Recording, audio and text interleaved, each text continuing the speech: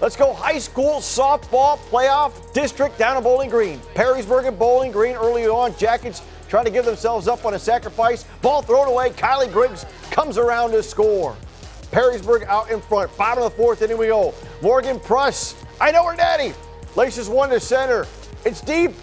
And it drops right before the wall. It's a double. Jacket offense back in business. A few pitches later, Rand Kruger lines one back up the middle to score. Pruss, Jackets up 5-0.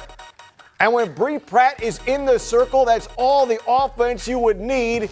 She gets the strikeout to end it. Jackets win 5-0, complete game shutout for Pratt as she allows just one hit and strikes out 13. Despite the number of Ks, Pratt gives her defense a lot of credit for the success. You can ask Bree and she's going to tell you that when she's out there and she knows she can trust her defense, it just gives her all that much more energy and that much more confidence, because she knows that even if she makes a mistake, her defense will be there to back her up. It just feels so great just knowing I'm able to go out there and do my best and that they're going to have my back no matter what, and it's just the best feeling. I couldn't ask for anything more as a pitcher. We've all worked so hard this year, and it just feels so good for it to pay off, and we're hoping to make a good run in the tournament this year, so it feels really good.